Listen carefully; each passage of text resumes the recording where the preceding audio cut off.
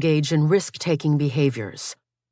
The substances and chemicals they're exposed to could have lasting repercussions for their health because these can affect the development of a teen's brain and reproductive system. This is at least partly because puberty is a period of continued neural sensitivity to the organizing effects of hormones. During adolescence, for example, teens are particularly sensitive to the effects of alcohol and smoking, and research has revealed that early alcohol consumption, as early as 6th grade, can delay pubertal development. Developing breast tissue in girls is susceptible to the effects of certain phthalates, leading to increased breast density. Pubertal gynecomastia, breast formation in boys, has also been linked with higher blood levels of certain phthalates. As far as below-the-belt effects go, sperm are being produced during puberty and are susceptible to the adverse effects of many factors, including chemicals that can alter the young man's hormones or the complicated physiological processes that work together to produce the sperm. Now that you have a high-altitude view of the precarious periods in the life of a fetus, developmentally speaking, here's the surprising part. These windows of vulnerability aren't new. They've always been there. It's just that we didn't know until relatively recently the extent to which children's sexual and reproductive development could be affected in the womb by their parents' lifestyle practices and chemical exposures, or by their own exposures in early childhood and during adolescence. Just as timing means everything for conception, timing is paramount in a child's reproductive development. By way of example, consider this. A research group examined the number of eggs retrieved from women undergoing IVF and compared them to the amount of a non-phthalate plasticizer called DINCH in the women's urine. The researchers retrieved fewer eggs from women with higher levels of this chemical. What's interesting is the drop in the number of eggs that were recovered was stronger among women who were over age 37 compared to younger women, which suggests that as a woman and her partner age, their bodies may become less resilient to the effects of harmful chemicals. Another challenge to add to the list for older parents. So, with regard to reproductive development, it's not just about what you consume, it's about when you consume it. If you're a man who smokes before conception, that's a risky proposition. If you're a pregnant woman, the first trimester, in particular, is a delicate time for the fetus's genital development, and the fallout isn't limited to the possibility that your son will end up with fewer sperm or your daughter with higher androgen levels. The potential ripple effects for your future sons' and daughters' sexual and reproductive futures are substantial, as you'll see in a later chapter. 6. Up close and personal. Lifestyle habits that can sabotage fertility. The challenge of measuring up. When a man visits a sperm bank to make a donation, certain lifestyle practices can quickly land him on the no-fly list. Use of illicit drugs is an obvious one. The same is true if the aspiring donor takes nearly any medication on a daily basis, or has been exposed to or is infected with sexually transmitted diseases, STDs.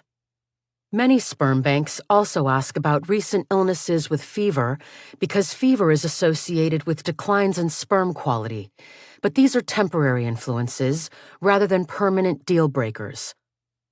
Certain lifestyle factors can also have such a negative effect on a man's sperm quality that he ends up not making the cut. These include exposure to certain occupational or environmental hazards, smoking, excessive alcohol use, nutrient deficiencies, overheating, and general couch potato habits. These issues don't even consider the basic requirements for eligibility, which vary slightly from one sperm bank to another. At the California Cryobank, for example, aspiring donors must be at least 5 feet 8 inches, between 19 and 38 years old, a college graduate or in college, in good health, legally allowed to work in the United States, and have sexual partners who are exclusively female.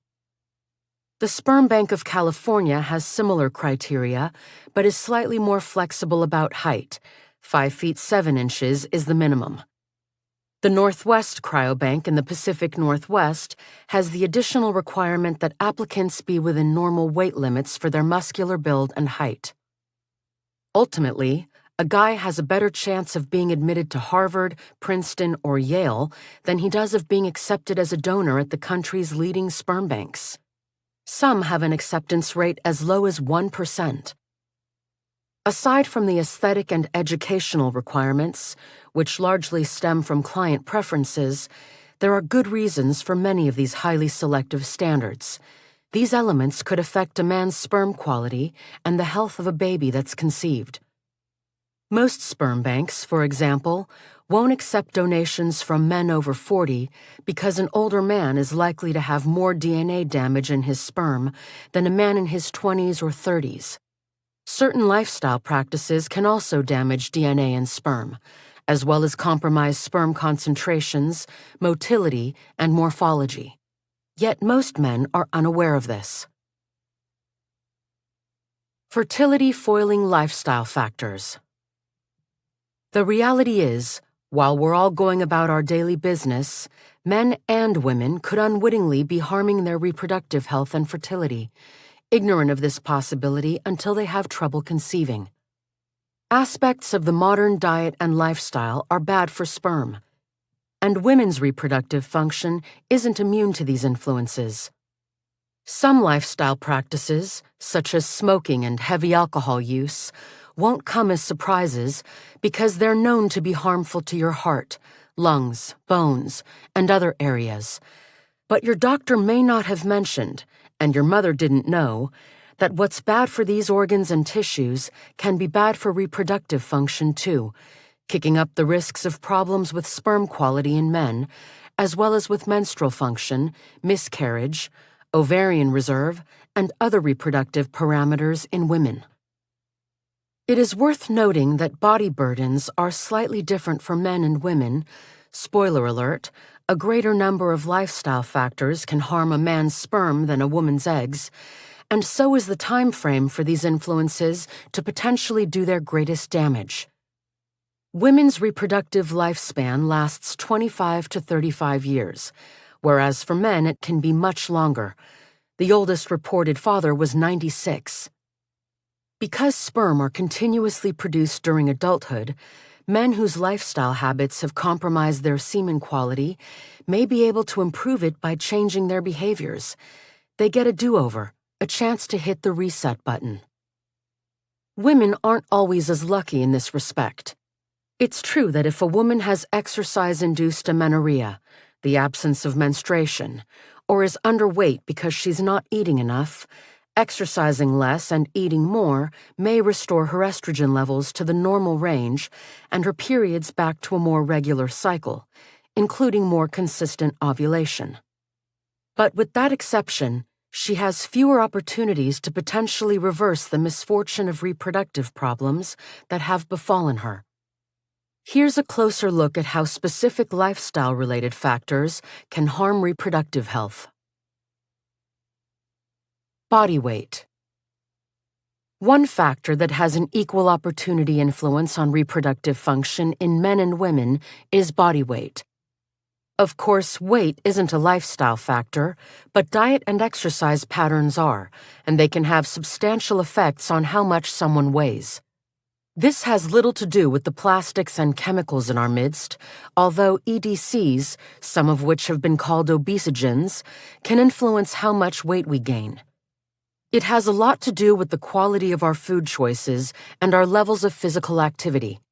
There's no denying that it's highly challenging to manage your weight in the modern world, given that high-calorie, processed, and super-processed foods are within reach nearly everywhere you go. And it's easy to get through a day with little movement now that we're living in the age of automated everything. These realities may be taking a toll on human reproductive function as well as body weight. Being substantially overweight or underweight has a negative effect on sperm quality, and obesity, a body mass index or BMI of 30 or higher, is especially detrimental because it's associated with lower sperm count, concentration, and volume, decreased sperm motility, and a higher incidence of abnormally shaped sperm. For women, there's also a U-shaped curve when it comes to the link between body weight and miscarriage. Women with a BMI of 30 or higher, or a BMI less than 18.5, have an increased risk of miscarriage. Similarly, if a woman's weight is too high or too low, it can affect her chances of getting pregnant because she may not be ovulating regularly or may not have the proper amounts of estrogen and progesterone to support a healthy pregnancy. This is another example of the Goldilocks principle. Men and women alike have a sweet spot, or a just right zone, in the words of Goldilocks, for body weight, as far as optimal reproductive function and fertility go. Considering these associations, it may not be a coincidence that the decline in sperm counts, the uptick in fertility problems, and the rise in obesity rates in Western countries have occurred in tandem. From 1999 to 2016 alone, the obesity rate among adults in the United States increased by 30%, with nearly 40% of adults tipping their scales into the obese category in 2016. Smoke gets into your private parts. As you've heard countless times, including just a few pages ago, smoking is among the most harmful health habits on the planet. It's also among the most damaging influences on men's reproductive function. Cigarette smoking is associated with reduced sperm count and motility and an increase in defects in shape, with more dramatic detrimental effects in moderate to heavy smokers than in lighter smokers.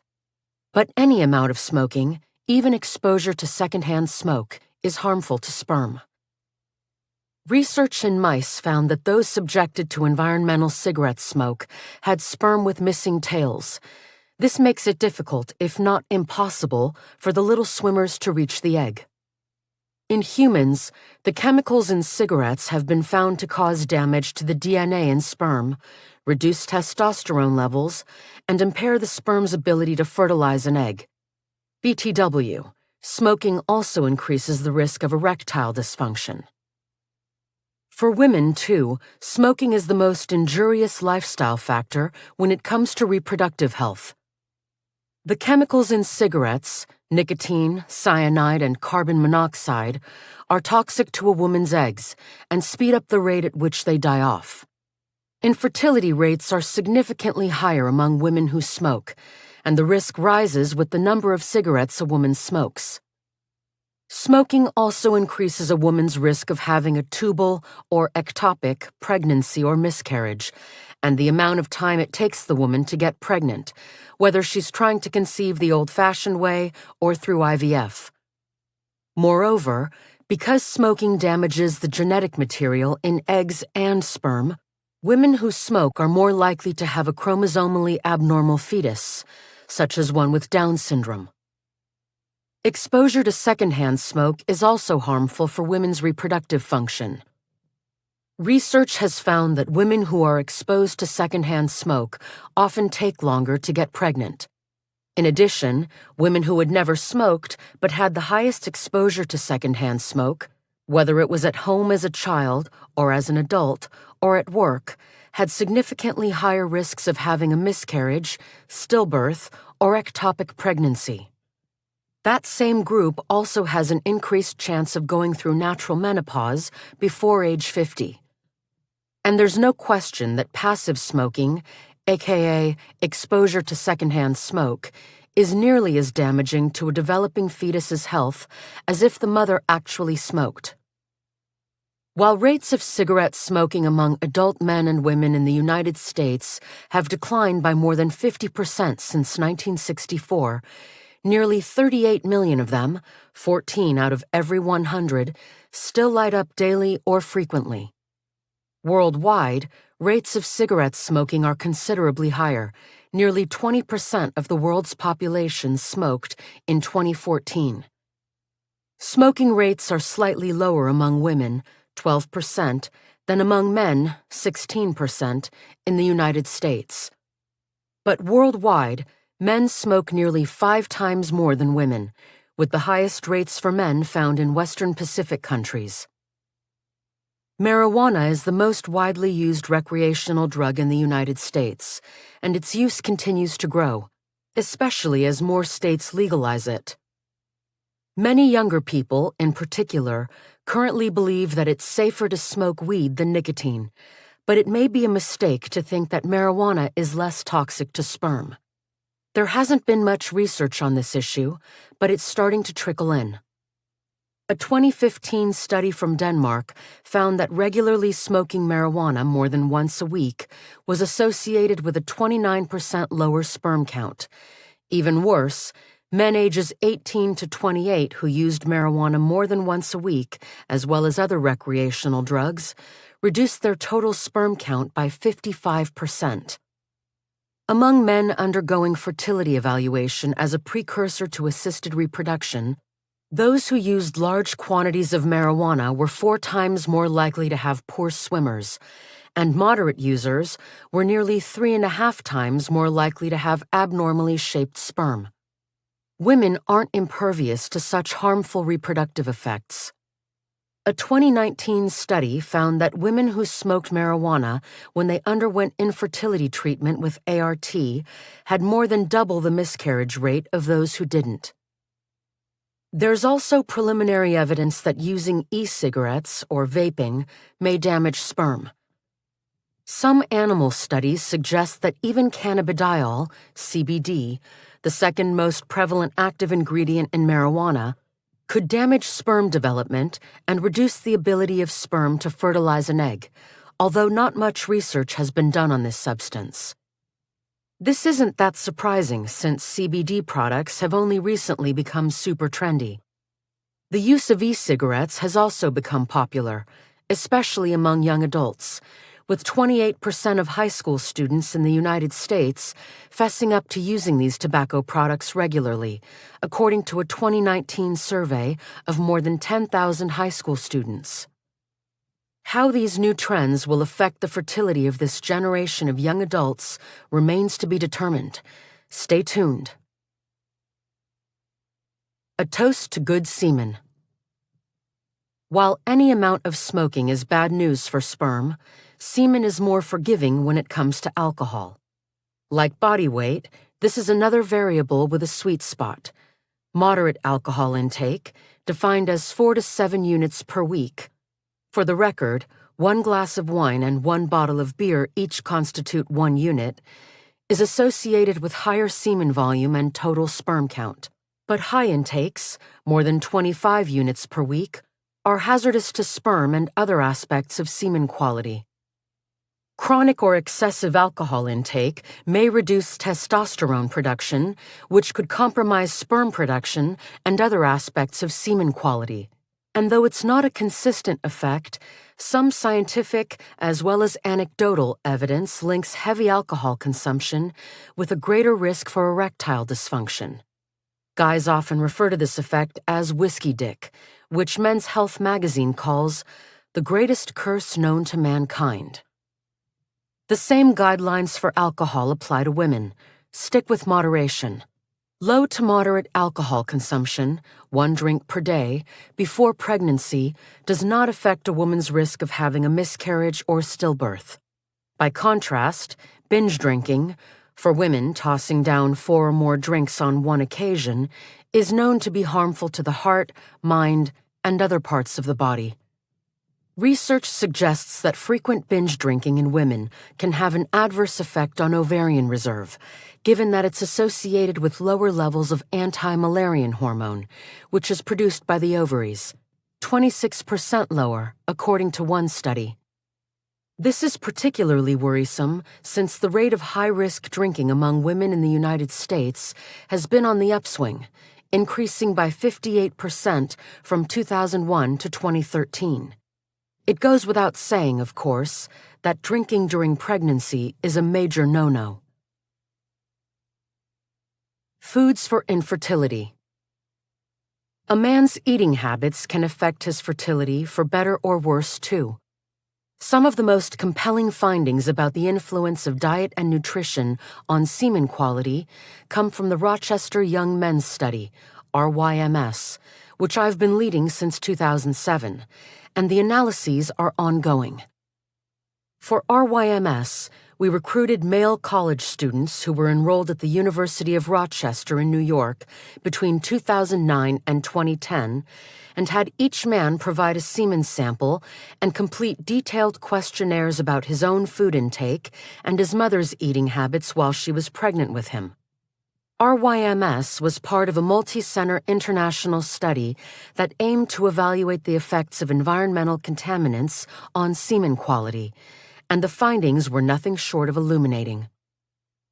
On the negative side of the ledger, a high intake of full-fat dairy foods, especially cheese, was found to be associated with greater abnormalities in sperm quality. These unfortunate effects might be due to the large amounts of estrogens in dairy products or to the presence of environmental contaminants such as pesticides and chlorinated pollutants in these products. Many people don't realize that hormones, including estrogen, progesterone, and testosterone, are given to beef cattle and sheep 60 to 90 days before slaughter to promote their growth, and residues of these hormones persist in the meat. One of our studies found that when pregnant women ate 7 or more beef-containing meals per week, their sons had reduced sperm counts. Meat processing, such as salting, curing, fermentation, and smoking, is also of concern. Men who eat a lot of processed meats, think hot dogs, bacon, sausage, salami, and bologna, tend to have a lower sperm count and a lower percentage of normally shaped sperm. In addition, the curing of meats produces chemicals, including nitrates and nitrites, that can cause cancer and also damage DNA, including DNA in sperm. Healthy young men who are lean but drink more sugar-sweetened beverages, such as sodas, sports drinks, and sweetened iced teas, have reduced sperm motility compared to men who rarely consume these drinks.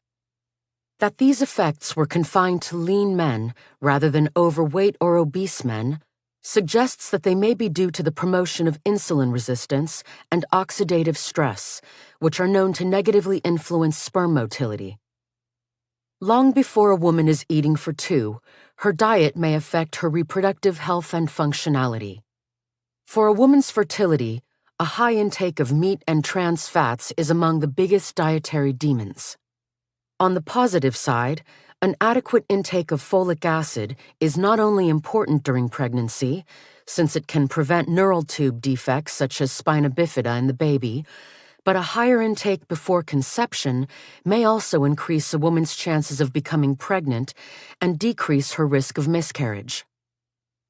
Women who can't imagine giving up their morning cup of Java can rest assured. This habit isn't damaging to female fertility, ovarian function, or other aspects of reproductive health. But moderation is the watchword here because there are hazards associated with overdoing it. For one thing, consuming too much caffeine during pregnancy can be problematic. A couple of cups of coffee per day aren't, but downing 4 or more servings per day is associated with a 20% increased risk of miscarriage and giving birth to smaller than expected babies. Couch potato habits. Spending long hours binge-watching favorite TV shows may be a feel-good way to unwind, but it won't do a man's semen any favors. In a study involving 1,210 healthy young Danish men, researchers found that long periods of television watching were associated with dramatically lower sperm counts and decreased testosterone levels.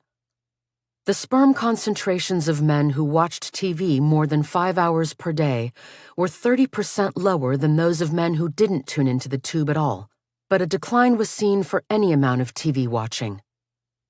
These effects may be due in part to the increase in the scrotum's temperature that comes from sitting still. Increased scrotal temperature temporarily reduces sperm production. Interestingly, the same effects were not found for men who worked long hours at a time sitting at a computer, so the full story is still a bit of a mystery. Another move it or lose it effect. Among adults in the United States, physical activity trends have been heading along a healthy trajectory, with a 24% increase from 2008 to 2017 in the number of adults meeting the guidelines for minimum aerobic exercise, 150 minutes of moderate intensity or 75 minutes of vigorous intensity exercise per week. Those are certainly steps in the right direction, pun intended. But there's still plenty of room for improvement because 46% of adults are not getting the recommended dose of movement. Regular physical activity is beneficial for reproductive function, as well as cardiovascular and brain health. An exception to this move it to boost it dynamic? Bicycling. Men who reported cycling for 90 minutes or more per week had 34% lower sperm concentrations than those who didn't ride bicycles at all. Another study examined the influence of cycling on sperm qualities and found that long-distance competitive cyclists had less than half as many normally shaped sperm as their less active peers did. One theory here is that a hot and bothered scrotum can cause deleterious effects on sperm production, while another suggests that compression from the seat against a man's private parts can affect blood flow to the testicles. Among the biggest potential lifestyle-related threats to a woman's reproductive health is the triple whammy of eating too little, exercising too much, and having menstrual irregularities. This is a big deal for several reasons, chief among them, if a woman doesn't have periods, meaning she has amenorrhea, or has highly irregular menstrual cycles, the level of estrogen in her body may be lowered significantly. Naturally, this is a problem if she wants to have a healthy pregnancy. But the low estrogen also causes her to lose bone density and strength, which can put her at risk for stress fractures and osteoporosis. The combination of disordered eating, including full-blown eating disorders, subclinical ones, and excessive exercise, menstrual dysfunction, and low bone density can lead to what's called the female athlete triad. While any physically active woman can develop one or more parts of the triad at any age, those at greatest risk include women who participate in physical activities that place a premium on appearance or that prize endurance. In the aesthetic category are cheerleading, dance, figure skating, and gymnastics. In the latter are sports such as distance running or rowing. Even without the other elements of the triad, extreme exercise, as in exercising to the point of exhaustion, on a daily basis more than doubles a woman's risk of having ovulatory dysfunction and infertility. This is at least partly because excessive amounts of exercise can lower hormone levels and cause a woman not to ovulate or to ovulate irregularly. By contrast, moderate exercise, defined as physical activity that's performed at a moderate intensity for less than an hour per day, is associated with a reduced risk of infertility. In other words, moderate exercise is a healthy source of physical stress, whereas excessive exercise tips the balance into overload territory. During graduate school, Susanna took her occasional jogs to the next level, cranking up their frequency, pace, and distance. She had lost 15 pounds the previous summer and was deluged with compliments about her newly slender 5'9" figure.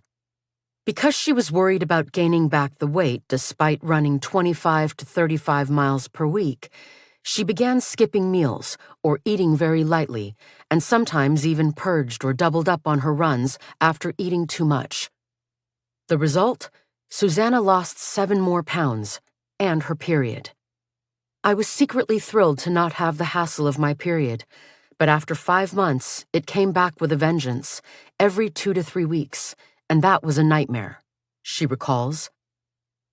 That's when Susanna saw her doctor, who diagnosed her with an exercise-induced hormone disorder and warned that she was putting herself at risk for bone loss and a stress fracture. The doctor didn't mention fertility problems as a possible consequence, but Susanna later found out they could have resulted. The doctor advised Susanna to either cut back on running and gain some weight, or to take oral contraceptives to regulate her menstrual cycle.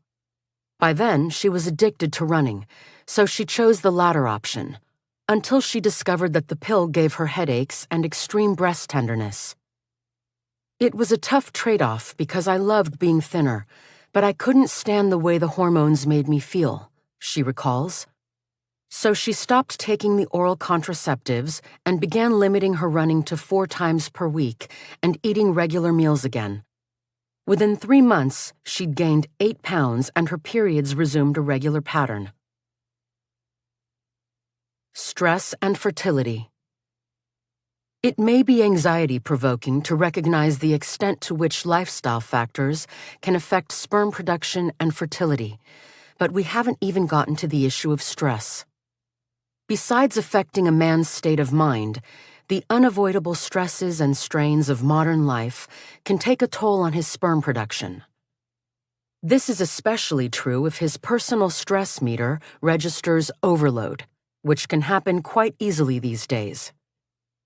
In a study of 1,215 Danish men, researchers found that those who reported the highest stress levels on a psychosocial questionnaire had 38% lower sperm concentrations than men who reported intermediate stress levels. Some of my own research has found that men who've experienced 2 or more recent stressful life events, such as the death or serious illness of a close relative, divorce or serious relationship problems, moving, or a job change, were more likely to have below normal sperm concentration, motility, and morphology. And medium and high levels of work stress have been associated with sperm DNA damage. One way or another, experiencing excessive psychological stress can essentially put an out-of-order sign on the sperm production machinery, not to mention a man's sex drive. The complicated issue of stress is even worse for women, who are nearly twice as likely to suffer from severe stress as men are. Among other health effects, stress can send a woman's libido packing, just as it can for a man. Another rising hazard in the contemporary world that can affect people's reproductive potential. And some research has found that women with high levels of perceived stress are more likely to have irregular or painful periods and more premenstrual symptoms, which can kill the mood. All that said, the relationship between stress and fertility isn't quite so simple. For decades, the connection has been hotly debated, and the jury is still out on this. The reason? Women who are undergoing fertility treatments, including IVF, report high levels of stress, but it's not clear whether stress itself can cause or contribute to infertility. It's a chicken and egg kind of mystery. Meanwhile, some compelling evidence links high levels of psychological stress to an increased risk of miscarriage, particularly recurrent miscarriage, although this association isn't clear-cut either.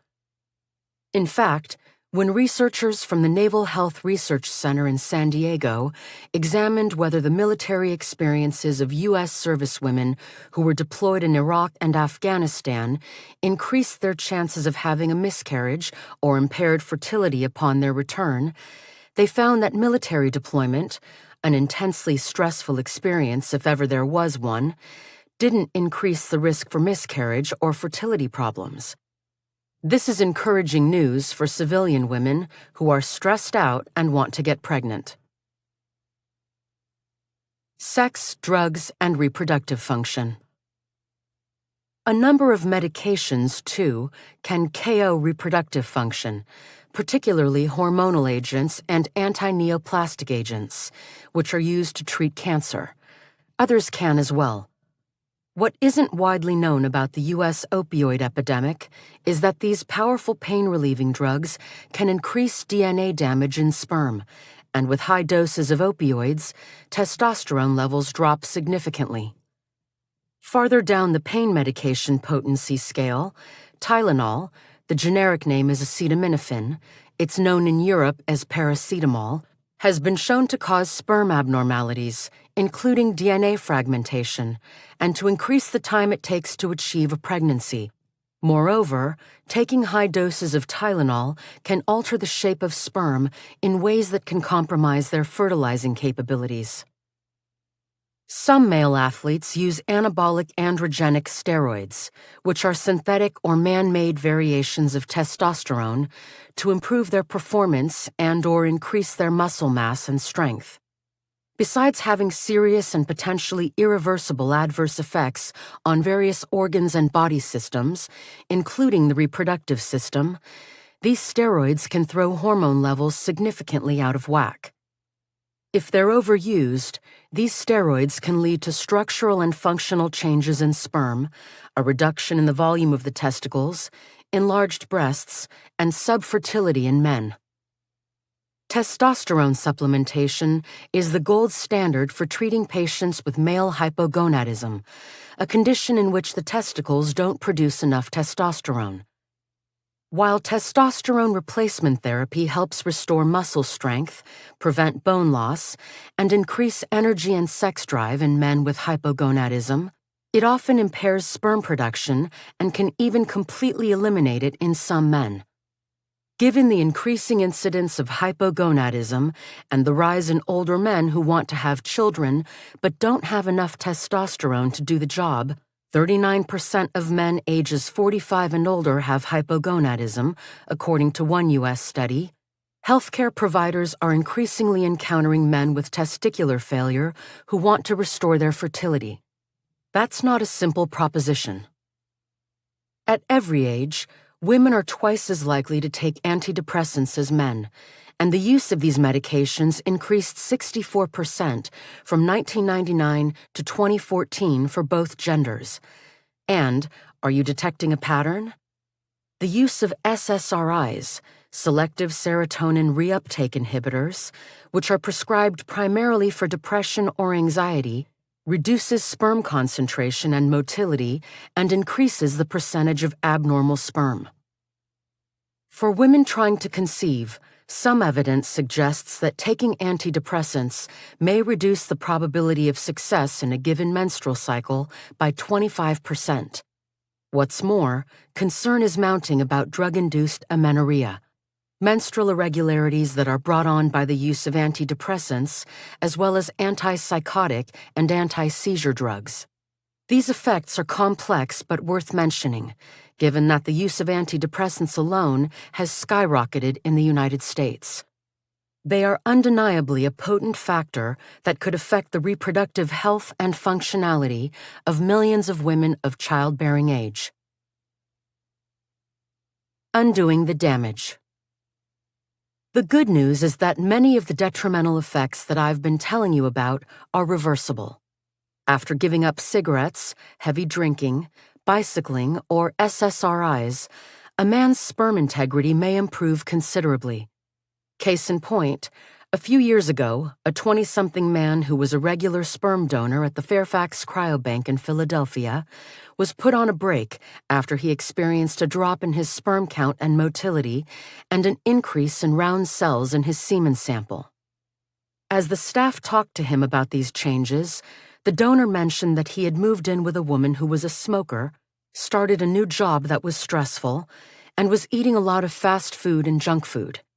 The staff made recommendations for improving his diet, getting more sleep, managing stress better, and minimizing his exposure to cigarette smoke, and sent him on his way. 3 months later, he returned and his sperm quality had rebounded to where it was before. As you've seen, assuming they have healthy sperm to begin with, men are in the enviable position of having the chance to re-establish a clean slate, given that sperm are continually being produced in a process that takes 60 to 70 days. So if men improve their lifestyle habits, they can reset their sperm production. A woman's eggs don't have the opportunity to regenerate the way sperm do. Instead, once they're fried, that's it. They're cooked, and the damage is irreversible. All of this is to say, the highly hectic, pressure-packed lives many people lead appear to be taking a toll on their sex drives and fertility. It's hard to determine whether the declines stem primarily from altered hormone levels, increased stress levels, poor lifestyle choices, or other factors. But one way or another, it's clear that modern life is having a chilling effect on people's reproductive health and well-being. 7. Silent, ubiquitous threats. The dangers of plastics and modern chemicals. The promise of plastics. Remember the cocktail party scene in The Graduate, in which Benjamin Braddock, the recent college grad played by Dustin Hoffman, is making the rounds and chatting with guests? At one point, Mr. McGuire, a friend of Ben's parents, takes him aside and says he has one word for him: plastics. There's a great future in plastics. After World War II, chemical companies launched campaigns suggesting that plastics could be molded to meet myriad needs and provide greater convenience in modern life. Before long, plastics, and the chemicals they contain, became ubiquitous in water bottles and food packaging, in cars, computers, and other electronic devices, and in other everyday products. In particular, chemicals in plastic include phthalates, which make plastics soft and flexible, bisphenol A, BPA, which makes products hard, and polyvinyl chloride, PVC, which is versatile and can be used in a range of products, including children's toys, building materials, and food packaging. The combination of scant regulation and high consumer demand led to the era of better living through chemistry. Plastic remains everywhere in our world, and we're starting to pay a price for its ubiquity. The same is true of pesticides, flame retardants, and other chemicals in widespread use. This despite the fact that Rachel Carson's groundbreaking 1962 book, Silent Spring, drew global attention to a mounting concern among scientists and activists that synthetic chemicals were having negative effects on wildlife and the environment and posing health risks to humans. Since then, things have only gotten worse. One problem is the almost complete lack of regulation of these chemicals. Unlike drugs, which must have a proven record of safety and efficacy before they're allowed to come to market, chemicals are largely presumed innocent from the start. They're considered safe until proven otherwise. This means manufacturers can use these chemicals in a wide array of consumer products with little oversight or restriction. It's a bit like the Wild West, lawless and untamed. Even decades after the 1976 Toxic Substances Control Act was enacted, few of the approximately 85,000 chemicals that have been produced for use in commercial products, many of which have been identified as potential threats to human health, have even been tested, let alone banned or regulated. In the rare instances when chemicals are tested, the studies that are conducted don't usually protect human health because the protocols don't address the effects of dosing nuances, high versus low, for example. Or they don't consider the potentially cumulative or interactive effects these substances can have when they're mixed inside the human body. The point is, myriad chemicals that are used to manufacture a vast array of consumer products are largely unregulated, which means they continue to be on the market, and we continue to buy them and bring them into our homes, where they get into our bodies. Once they're on the market, these chemicals can enter our bodies in numerous ways: in the contaminated foods and beverages we ingest, in microscopic airborne particles we inhale, and in the products we absorb through our skin. The chemical class name game. To understand how harmful chemicals linger in the environment, it helps to distinguish between persistent and non-persistent chemicals. Legacy chemicals stick around and can cause problems long after they're released into our bodies and the environment. These include persistent organic pollutants, POPs, such as dioxin, a byproduct of industrial processes, dichlorodiphenyl trichloroethane, DDT, a pesticide, and polychlorinated biphenyls, PCBs, industrial compounds. The adage that nothing lasts forever isn't true of these chemicals, which were designed precisely to last. They remain in the environment and our bodies for years. The trouble is, these forever chemicals have the potential to do endless harm once they get into the bodies of humans and other species.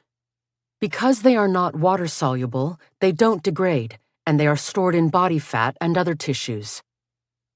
The Stockholm Convention on Persistent Organic Pollutants, a global legally binding agreement adopted in 2004, outlaws the production, use, and release of all persistent organic pollutants. It listed 12 of the most toxic substances: aldrin, endrin, dieldrin, furan, hexachlorobenzene, PCBs, chlordane, DDT, dioxins, heptachlor, Mirex, and toxaphene as priorities for elimination. Despite the adoption of this international agreement, many countries, including the United States, have not ratified it, so use of some of these toxic chemicals continues. As a result of current and past use, these POPs continue to be found in our air, soil, water, and food, and in our bodies, as well as in the bodies of other species.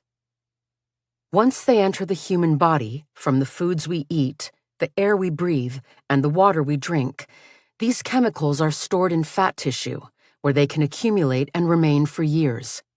DDT, for example, has a half-life in humans of up to 15 years. If you think that means it is gone after 15 years, nope. That's how long it takes for its concentration to fall to half of its original value.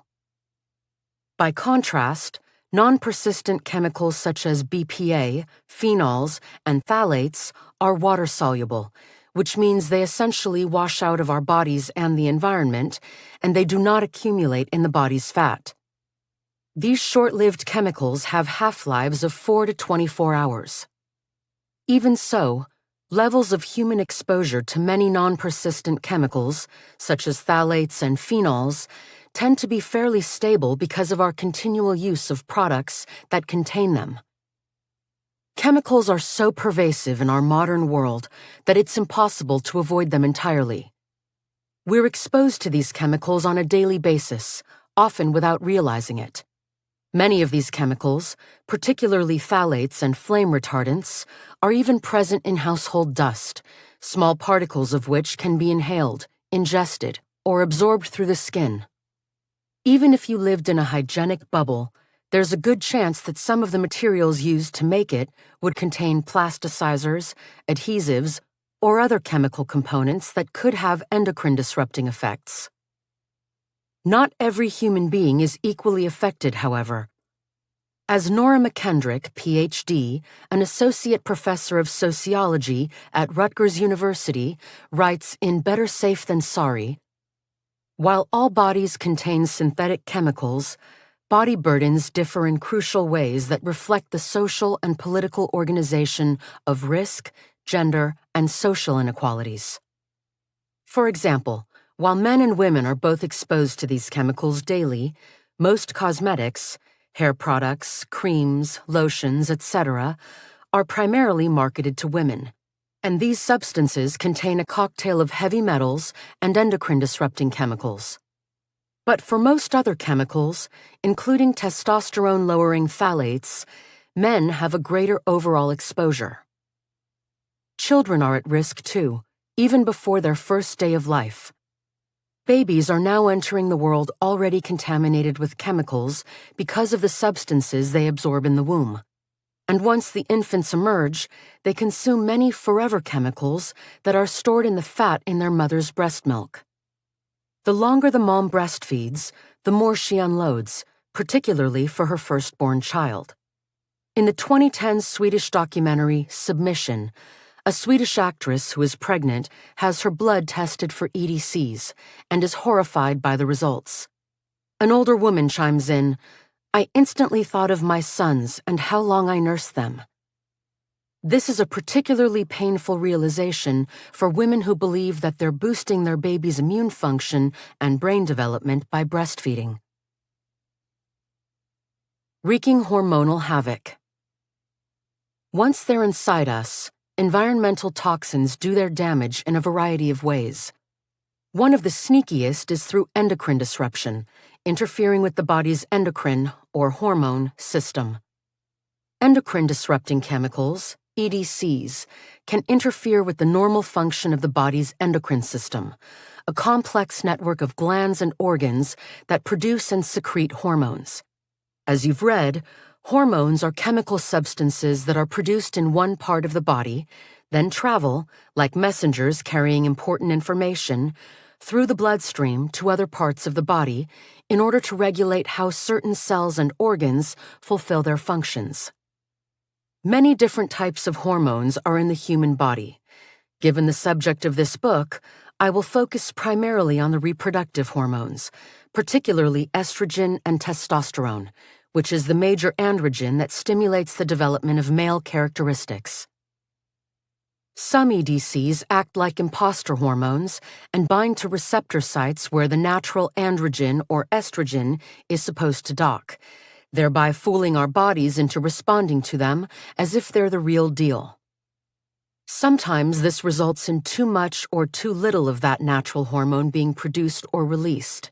Other times, this can alter the transport of hormones, changing where they go, which may thwart them from doing their assigned tasks. Other EDCs can affect how naturally occurring hormones are broken down or stored in the body, thereby increasing or decreasing the levels of these hormones in the bloodstream. And still other EDCs can alter our body's sensitivity to different hormones.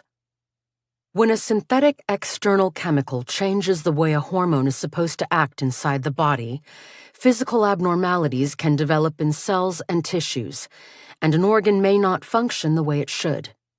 EDCs can have antiandrogenic properties or potent estrogenic properties. As you might expect, antiandrogens are particularly problematic for boys, while the estrogenic ones are worse for girls. The breadth of the potentially disruptive influences of EDCs is striking. They have been linked to numerous adverse health effects in almost all biological systems, not just the reproductive system, but also the immunological, neurological, metabolic, and cardiovascular systems. To make matters worse, an individual's genetic susceptibility to certain health conditions, coupled with exposures to other chemicals and lifestyle habits, can increase the effects produced by a particular EDC. Endocrine disrupting chemicals can also have profound effects on the developing brain in ways that can affect a person's gender and sexual identity. You may have heard that the brain is the most powerful sexual organ. Sex therapists often say this because the brain is what activates sexual arousal and responsiveness. Well, here's an interesting twist. In 2014, my colleague Bernie Weiss, PhD, who was then a toxicologist at the University of Rochester, spoke in a different way about the brain as the biggest sexual organ in the body. He was referring to how certain environmental chemicals can alter brain function and behavior with different impacts on males and females.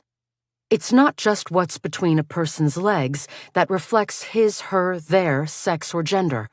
The brain does too.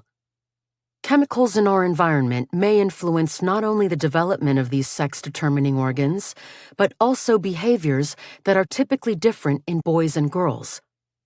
For example, boys tend to acquire spatial ability, the capacity to understand and remember the spatial relations among objects, earlier, while girls' language skills often develop at a younger age than boys do. My research and that of others has shown that higher exposure to some hormone-influencing chemicals can decrease male-female differences in these kinds of abilities. Once they're mobile, young children are particularly at risk of exposure to chemical-laden household dust because they crawl, play on the floor, and frequently put their hands in their mouths. Because their bodily systems are just developing, young children are less able to metabolize these chemicals than adults are. Even small exposures can add up. Once these chemicals enter our bodies, at any age, they can be widely distributed throughout various systems from head to toe. How far they can travel in our bodies is truly astonishing. Cringe alert, in 2018, for the first time ever, microplastic particles, 9 different types, were found in human stool among volunteers from Finland, the Netherlands, the United Kingdom, Italy, Poland, Russia, Japan, and Austria.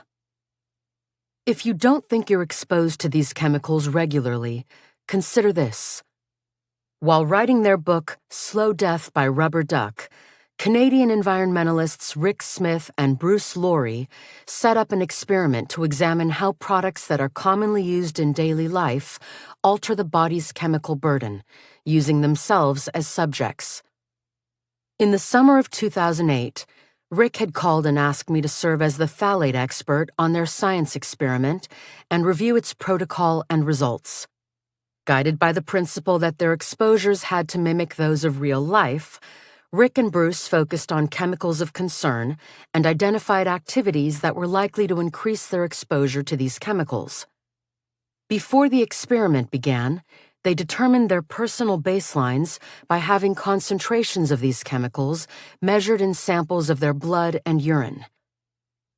They designed a test room in Bruce's condo and stayed there in 12-hour shifts, exposing themselves to the test chemicals by applying personal care products, using antibacterial hand soap, eating canned or packaged foods, drinking coffee or canned soda, and hanging out in the room where the carpet and the couch had just been protected with Stainmaster, which is designed to help materials resist stains.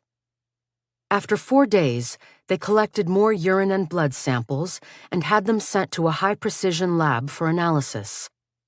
While the levels of the test chemicals increased significantly, from baseline to 4 days later, there was one standout, as Rick noted in the book.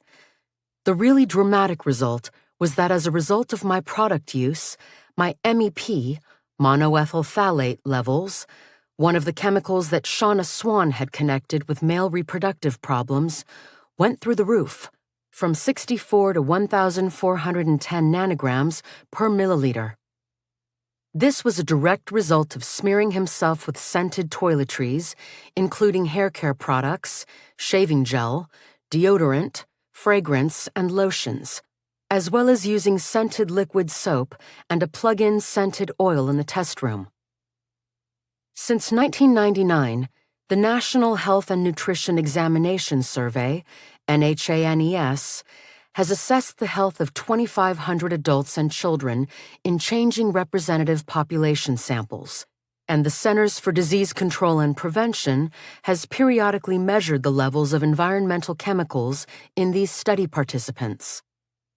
This research tells us about who is being exposed to which chemicals and when, which helps scientists map exposures and the associated risks across different populations. In other words, it allows us to find exposure hotspots and study them. This is important because while we can ask people how much they smoke or how much Tylenol they take to try to gauge the levels of these chemicals in their bodies, we can't do the same with environmental chemicals. After all, none of us knows exactly how much we're exposed to these chemicals or how much of them may be in our bodies, so asking such questions would be pointless. Instead, environmental chemists have developed methods to measure even low levels of chemicals in tiny amounts of body fluid, usually urine and blood, but also breast milk and others. Not surprisingly, the number of chemicals tested has increased over time as new ones become more commonly used in commercial products and/or raise concerns. For reproductive health, phthalates, bisphenol A, flame retardants, and pesticides are of paramount concern, with phthalates having the strongest influences on the male side of the equation, while BPA is a particularly bad actor on the female side. Given how quickly not only industry but also the public embraced better living through chemistry, including plastic and other modern chemically based conveniences, it's not surprising that we saw a decline in sperm counts after the 1950s, a time when chemical production was rapidly increasing. Let's take a closer look at these chemical culprits' effects. Phthalates. A large, diverse class of chemicals, phthalates are found in plastic and vinyl, floor and wall coverings, medical tubing and medical devices, and toys, as well as in a vast array of personal care products, including nail polishes, perfumes, hairsprays, soaps, shampoos, and others.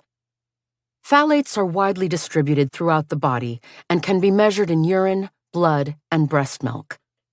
The most concerning phthalates are those that can decrease the production of male hormones such as testosterone, the anti-androgenic phthalates, that the male needs to become fully masculinized, changes that can make him more likely to be infertile or to simply have a lower sperm count. In this respect, the three particularly bad actors are di2-ethylhexyl phthalate, DEHP, dibutyl phthalate, DBP, and butyl benzyl phthalate, BBZP. Because of their reproductive toxicity, these three phthalates are scheduled to be gradually phased out in the European Union, along with others. That's not the case in the United States, though. Of these three notorious phthalates, DEHP appears to be the most damaging to the male reproductive system.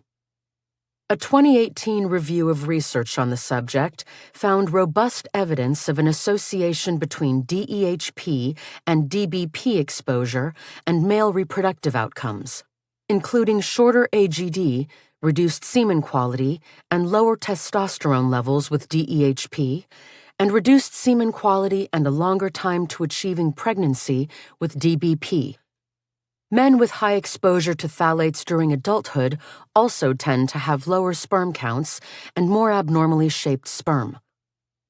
As you saw in Chapter 5, prenatal exposure to anti-androgenic phthalates can alter male reproductive development in the infant, including the size of the genitals.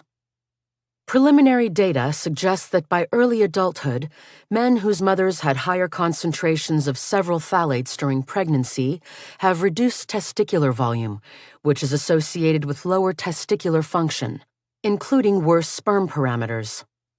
It's an unfortunate cluster of effects from multiple perspectives. Studies have shown that young men with higher levels of phthalate metabolites, which are byproducts of metabolizing the chemicals in our bodies, have poorer sperm motility and morphology. This is bad news, since higher levels of phthalate metabolites also are associated with increased sperm apoptosis, a term for what is essentially cellular suicide. It's safe to assume that no man wants to hear that his sperm are self-destructing. Phthalates are bad news for women's ovaries, too. High levels of phthalate exposure have been linked with anovulation, when ovaries don't release an egg during a menstrual cycle, and polycystic ovary syndrome, PCOS, a hormonal disorder involving abnormal ovarian function and elevated levels of androgens. Moreover, there's some evidence that higher blood levels of metabolites of certain phthalates may be linked with primary ovarian insufficiency, aka premature ovarian failure. In addition to potentially moving up the timing of menopause, it appears that heavy exposure to phthalates from personal care products in particular is associated with a greater frequency of hot flashes in women ages 45 to 54. Yet most women don't realize that their grooming practices may come with this hidden cost to their well-being at midlife. In 2002, a coalition of environmental and public health organizations tested 72 name-brand beauty products for the presence of phthalates and found that nearly 3/4 of the products, including deodorants, fragrances, hair gels and mousses, and hand and body lotions, contain these chemicals. In 2004, the European Union banned the use of DEHP and DBP in cosmetics. While the United States hasn't followed suit, some companies have voluntarily decided to phase out their use in personal care products. That's at least a step in the right direction. Bisphenol A. BPA was first synthesized in 1891, but not until the period between the two world wars were its commercial possibilities explored. In the mid-1930s, British medical researcher Edward Charles Dodds at the University of London identified the estrogenic properties of BPA, and for the next several years, he continued testing chemical compounds as he searched for a powerful synthetic estrogen. He found it in diethylstilbestrol, better known as DES, estimated to be 5 times more potent than estradiol, the most powerful estrogen that occurs naturally in mammals. Starting in the 1940s, DES was used for a range of therapeutic purposes, including those related to menstruation and menopause. The most dangerous use, by pregnant women to prevent miscarriage, wasn't banned until 1971, when it was discovered that it caused a rare cancer in the women's daughters. Though it has a similar chemical structure to DES, BPA was never used for pharmaceutical purposes. Instead, its utility was found to be in plastics. Starting in the early 1950s, BPA was used in epoxy resins that were incorporated into protective coatings on metal equipment, piping, and the lining of food cans, as well as into adhesives, non-skid coatings, and plastics. Over time, BPA started being used in hard plastics, electronics, safety equipment, thermal receipt paper, and other everyday items, until it became ubiquitous, despite that its estrogen-like properties continued to lurk in the background. Over time, it has been discovered that BPA exposure, particularly occupational exposure, is related to decreased sperm quality in men.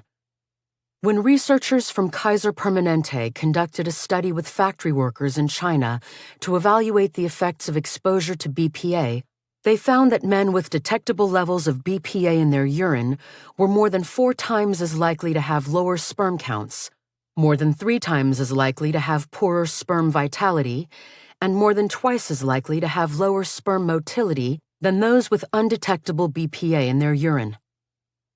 There can be other damaging ripple effects. The sons of men with high BPA exposure often have a shorter AGD, the span from the anus to the base of the penis. And when researchers examined sexual satisfaction in men who worked in factories that manufactured BPA and epoxy resin, they found that these men had higher rates of sexual dysfunction, including more erectile dysfunction and ejaculation difficulty, and decreased sexual desire. The potential effects on women's reproductive health are even greater, in part because by mimicking the female hormone estrogen, BPA can induce estrogen-like changes in the body. There's compelling evidence that women who have high blood levels of BPA may have an increased risk of fertility challenges, including difficulty becoming pregnant, whether this is because the chemical has a detrimental effect on the function of various reproductive organs, or on the proper cycling of estrogen levels, which is crucial for ovulation, isn't clear.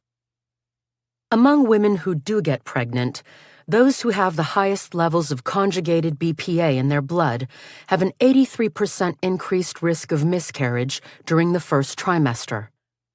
Women who have higher BPA concentrations in their urine during the first trimester of pregnancy are likely to give birth to daughters with a significantly shorter AGD. BPA is also believed to contribute to polycystic ovary syndrome, or PCOS, given that studies in humans have found that blood concentrations of BPA are higher in women with PCOS than in reproductively healthy women. In addition, exposure to BPA during early life and adulthood has been correlated with poor egg quality and named as a possible culprit in premature ovarian insufficiency, leading to an earlier age of menopause. Throughout a woman's life, BPA might as well be considered a nemesis to her reproductive health. Flame retardants. Since the 1970s, chemical flame retardants have been added to numerous materials to prevent or slow the growth of fire in foam and upholstered furniture, mattresses, carpets, children's pajamas, computers, and other common products. There are dozens upon dozens of different flame retardants. While some have been removed from the market due to health or safety concerns, these gone but not forgotten chemicals don't break down easily, Rather, they persist in the environment and can build up in fatty tissues in humans and animals. The latter means we ingest these chemicals from the animal fat we consume. Over the years, flame retardant chemicals have been found to have adverse effects on human health. A class called polybrominated diphenyl ethers, PBDEs, is associated with neurodevelopmental problems in children and altered thyroid function in pregnant women. These chemicals also exhibit a range of endocrine-disrupting activities, from estrogenic action to antiestrogenic properties to anti-androgenic activity. Given these effects, it's not surprising that research has found that it takes longer for women with higher PBDE concentrations in their blood to get pregnant. The risks don't end once a woman gets pregnant, though, because there's also evidence that high blood levels of these chemicals are associated with an increased risk of miscarriage. Meanwhile, prenatal exposure to high levels of PBDEs can alter the timing of the offspring's puberty, most notably leading to a later onset of menstruation in girls, but early puberty in boys. When a developing fetus is exposed to PBDEs and other brominated flame retardants in utero, these chemicals can have disruptive effects on the fetus's endocrine system, primarily on thyroid function, but also on reproductive function and neurodevelopment. Evidence is also mounting that these chemicals, like many others, can build up in human breast milk and be transferred to babies who are nursing. In a study published in 2017, researchers examined PBDE concentrations in human breast milk collected in North America, Europe, and Asia over a 15-year period. Total PBDE concentrations were more than 28 times higher in breast milk in North America than in Europe or Asia. So much for the purity of mother's milk. Pesticides. Pesticides, including herbicides, insecticides, and fungicides, also can have adverse effects on human health, including our reproductive potential and endocrine systems. Depending on the chemical agent, these effects can include competitive binding to estrogen, progesterone, or androgen receptors. Alternatively, they can inhibit androgen or estrogen production, availability, or action, or potentially increase the production of female hormones such as estrogen or progesterone. Still others can cause disruptions in thyroid hormone production or action. It's a bit of a free-for-all. In the summer of 1977, a small group of pesticide production workers in Lathrop, California, were worried about how the chemicals were affecting their health. As one worker at the Occidental Chemical Plant recalled, "It was rumored that anybody that worked in that department for more than 2 years couldn't produce children, and I haven't." Soon the results of testing revealed substance behind these rumors. Many workers on the production line were found to have abnormally low sperm counts, as little as 0 in some cases.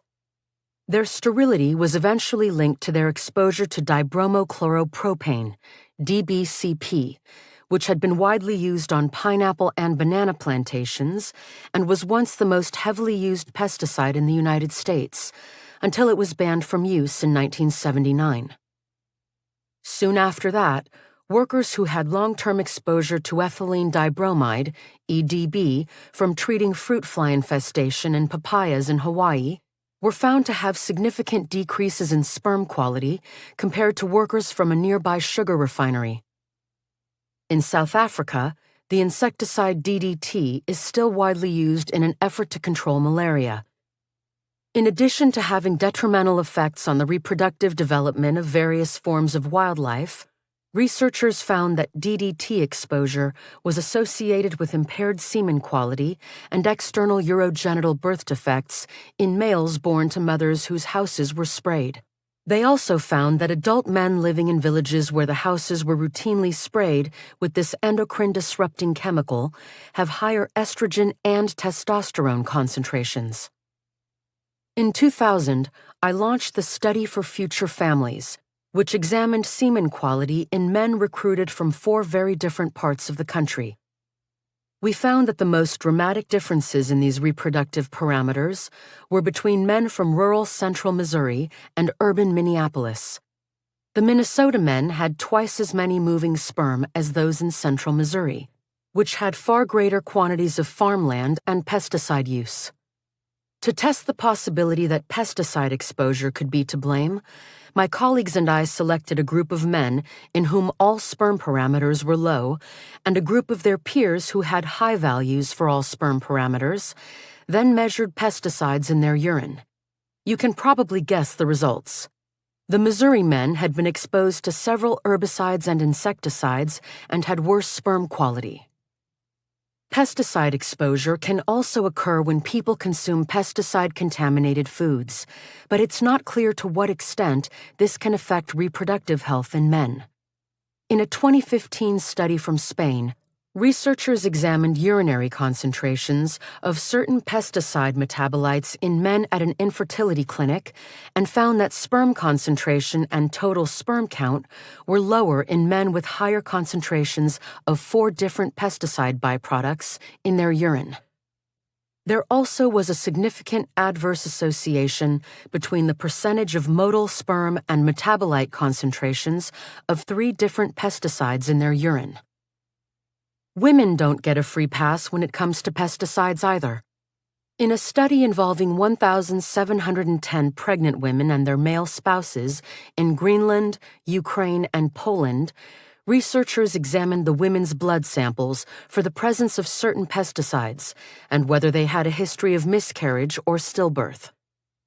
Women who had higher blood levels of 2 pesticides, one of the PCBs, CB153, and DDE, a metabolite of DDT, had a significantly higher risk of pregnancy loss. Some scientific evidence also suggests that it may take longer for women who have high exposure to organochlorine pesticides to get pregnant. These findings don't just apply to farm workers. To some degree, depending on a particular pesticide's toxicity and the person's level of exposure, exterminators, gardeners, greenhouse workers, and florists could also be at risk. So could people who consume, usually without even realizing it, a high volume of foods and beverages that have pesticide residues. Other under-the-radar EDCs. The hidden hormonal threats don't stop there.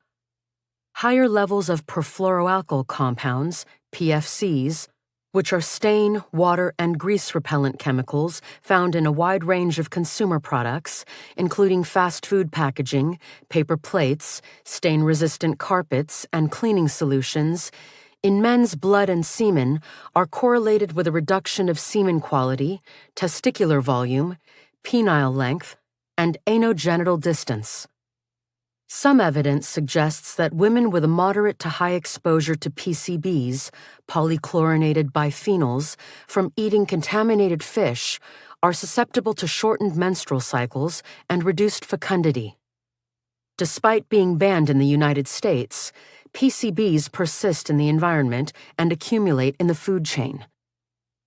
In a noteworthy study, Russian boys who were found to have high blood concentrations of certain dioxins, which are byproducts from industrial practices that persist in the environment, at age 8 or 9 had lower sperm counts, concentrations, and motile sperm counts at age 18 or 19. Dioxin can adversely affect a woman's reproductive health too. An explosion in 1976 at a chemical factory near Seveso, Italy, led to the highest known population exposure to a dioxin called TCDD, which is short for 2,3,7,8 tetrachlorodibenzo-P dioxin. Researchers measured blood levels of TCDD among 601 women ages 30 and younger and tracked their health over 20 years. Those who had high blood concentrations of TCDD had double the risk of endometriosis as their peers who had lower levels. In addition, high blood levels of TCDD were associated with a longer time to pregnancy and double the risk of infertility. If it sounds like we're living in an alphabet soup of evil chemicals, well, we are. And this list doesn't even include the pharmaceuticals we're exposed to. One more kicker.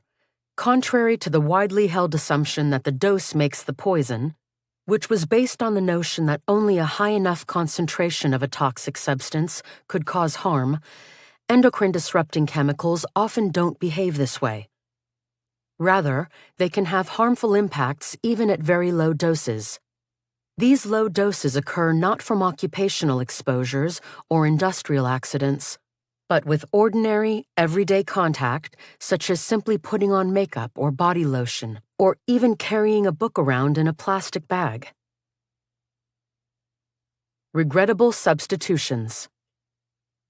It would be nice to think that when a particular chemical is found to be harmful and others are substituted for it during the manufacturing process, the problem is solved. But sadly, it doesn't always work out that way, since the chemicals that are substituted can have the same effects as the chemicals they are replacing. This pattern played out in the 1970s when DDT was thought to be a safe replacement for the pesticide lead arsenate, which was found to be neurotoxic. When DDT also was found to be neurotoxic, it was replaced with organophosphate pesticides, another class that also has neurotoxic effects that interfere with a child's brain development. In my own studies, we saw this as well. During the 10 years, 2000 to 2010, between recruitment for our 2 large studies of pregnant women, people's exposure to di-2-ethylhexyl phthalate, DEHP, a chemical used as a plasticizer, had declined 50%, due in part to its ban in children's toys. Without question, the ban was a good thing for public health and environmental health, except that in the meantime, the DEHP was replaced by chemical substitutes, including diisononyl phthalate, DINP, which turned out to be as damaging to male reproductive development as DEHP. Similarly, while PBDEs were banned in 2004, one of the chemicals used to replace them has turned out to be nearly as dangerous. When it was released by Dow Chemical Company in 2011, polymeric FR, which is used mostly behind roofs and walls, was touted as being an example of breakthrough sustainable chemistry. But it turns out that its breakdown compounds look very much like old flame retardants, toxic. Another example. Since bisphenol S was substituted for bisphenol A in many products touted as being BPA-free, it has become apparent that these products also may interfere with endocrine function in ways that could promote premature puberty, obesity, and damage to a woman's eggs. I'm sure you get the picture.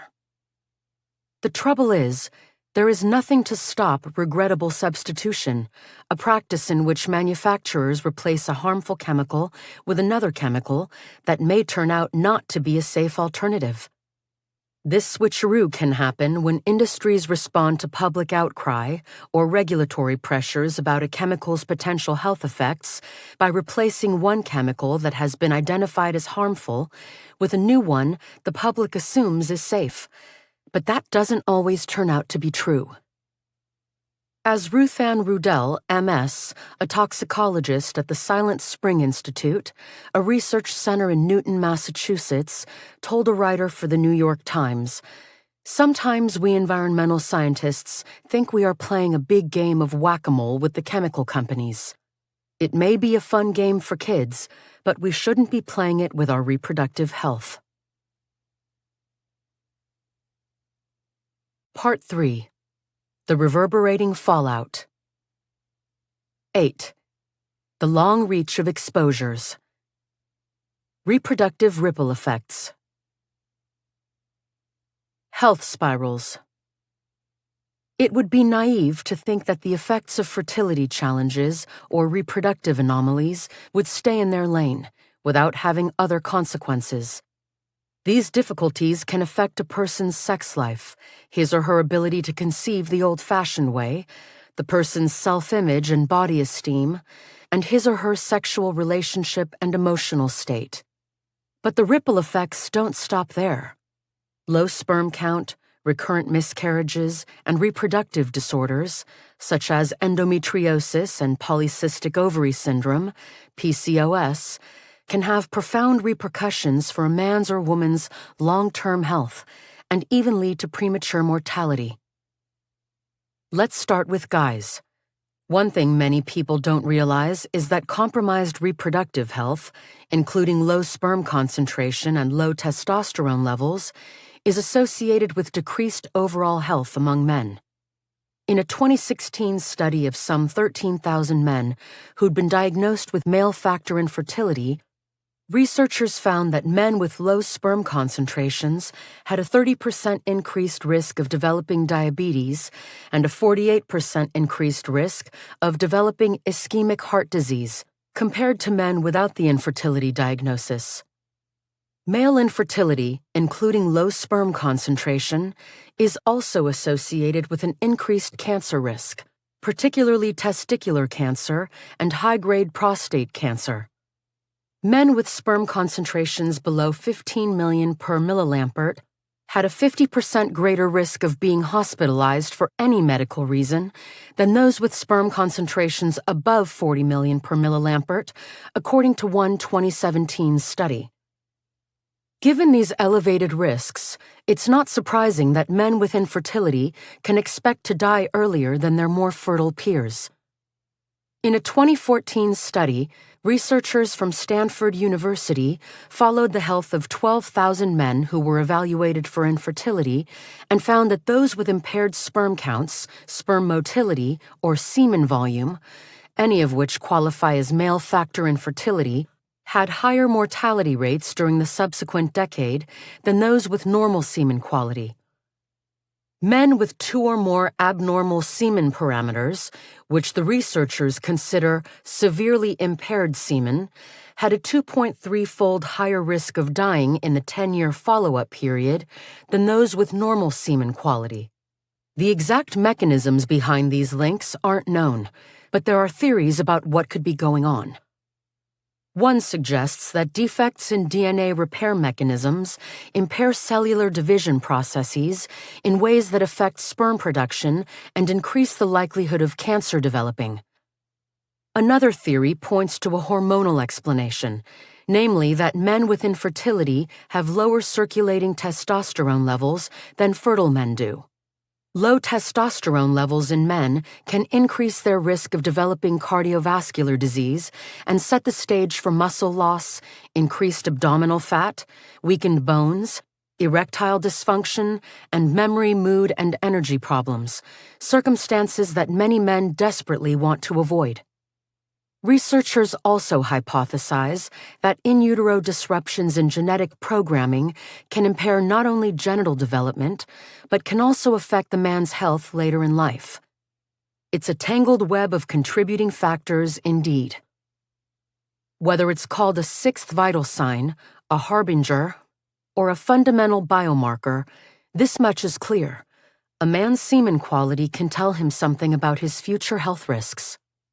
On the upside, men with high-quality semen have a longer life expectancy and a decreased incidence of a wide range of diseases compared to their peers with infertility, according to a study of 40,000 Danish men who were followed for up to 40 years.